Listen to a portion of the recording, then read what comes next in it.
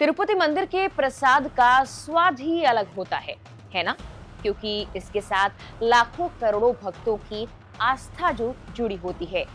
लेकिन क्या सिर्फ यही वजह है इसके अलग स्वाद की? शायद नहीं।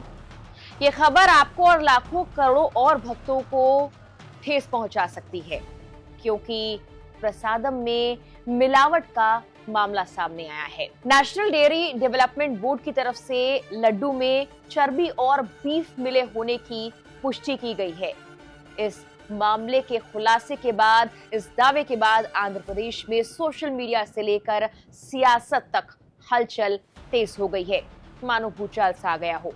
मुख्यमंत्री एन चंद्रबाबू नायडू ने इस मामले पर क्या कुछ कहा, सोशल मीडिया पर लोगों ने क्या प्रतिक्रियाएं दी, लैब रिपोर्ट में और क्या खुलासे हुए हैं, सब कुछ बताएंगे आपको इस वीडियो में विस्तार से। आखिर तक बने रहें हमारे साथ। सबसे पहले आपको इस मामले में सबसे लेटेस्ट अपडेट देते हैं। लैब रिपोर्ट में इस बात की पुष्टि होने के कुछ घंटों बाद ही कि आंध्र प्रदेश के तिरुपति मंदिर में भक्तों को प्रसाद के रूप में मिलने वाले लड्डू में मिलावट की गई है। उसमें जानवरों की चर्बी और मछली का तेल होता है। मंदिर द्वारा खरीदे गए घी की जांच के लिए अब 4 सदस्यीय एक समिति का गठन किया गया है और हफ्ते भर में ये कमेटी अपनी रिपोर्ट दे देगी कि आखिर इस दावे में कितनी सच्चाई है। लेकिन इस पूरे मामले में आंध्र प्रदेश में मुख्यमंत्री एन चंद्रबाबू नायडू के बयान के बाद हैरान करने वाले कुछ खुलासे हुए हैं, कुछ आरोप लगाए गए हैं। पिछली जगन मोहन रेड्डी की सरकार को सीधे तौर पर घेरते हुए उन्होंने एक ट्वीट किया है। उन्होंने एक्स पर लिखा, तिरुमाला में भगवान वेंकटेश्वर स्वामी का मंदिर है और ये हमारा सबसे पवित्र मंदिर है। मैं ये जानकर बहुत चक्का हूँ कि जगन मोहन रेड्डी प्रशासन ने तिरुपति प्रसादम में घी की जगह जानवरों की चर्बी का इस्तेमाल किया है। इस पोस्ट के बाद से बवाल मच गया है। सीएम चंद्रबाबू नायडू के इन आरोपों से आंध्र प्रदेश की सियासत में तूफान खड़ा हो गया है।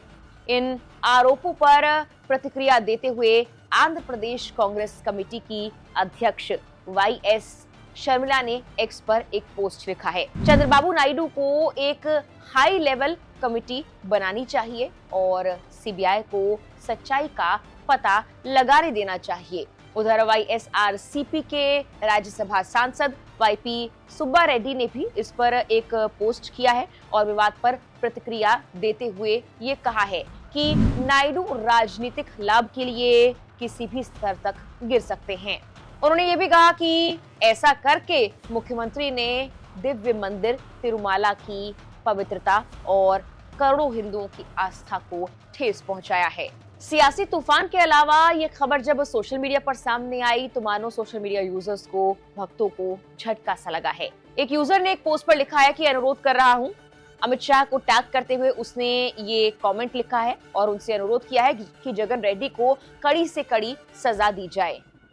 उन्होंने इस कार्यकाल में तिरुपति आने वाले करोड़ों हिंदुओं की भावनाओं के साथ खिलवाड़ किया है। एक और यूजर ने कमेंट किया है, हिंदुओं की आस्था के साथ कब तक खिलवाड़ होता रहेगा। आगे वो लिखते हैं कि पूर्व सीएम जगन मोहन रेड्डी के चाचा आरएसएमपी और तिरुमाला तिरुपति देवस्थानम बोर्ड के अध्यक्ष वाईसी सुब्बा रेड्डी सहित पूरे प्रबंध बोर्ड के खिलाफ सख्त कार्रवाई की जानी चाहिए। स्पष्ट रूप से मिशनरी साजिश की गई है। एक यूजर ने यह भी कहा है कि बताओ, शर्म का विषय है, हिंदू महान सम्राट मोदी जी के होते हुए भी तिरुपति मंदिर के प्रसाद में गाय माता को चर्बी और मछली का तेल मिलाया जा रहा है।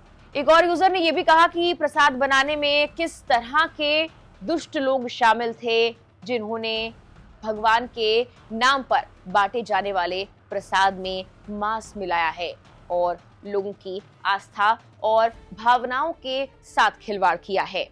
ये बेहद शर्मनाक है। साजिश में शामिल लोगों को कड़ी सजा मिलनी चाहिए। बता दें कि रिपोर्ट के मुताबिक एक निजी लैबोरेटरी ने ये टेस्ट किए थे, जिसके बाद खुलासे हुए हैं। NDDB-CALF की ओर से तैयार की गई जांच रिपोर्ट में कुछ सैंपल लिए गए थे और उन्हीं पर खुलासा हुआ कि तिरुपति लड्डू बनाने के लिए इस्तेमाल किए गए घी में क्या कुछ मिला है। सैंपल के नाम पे पाम ऑयल, मछली का तेल, बीफ की चर्बी और लाड, ये सब पाया गया है। ये लैब जानवरों का चारा, दूध और दूध से बने उत्पादों के परीक्षण पर फोकस करती है। फिलहाल के लिए इस वीडियो में इतना ही।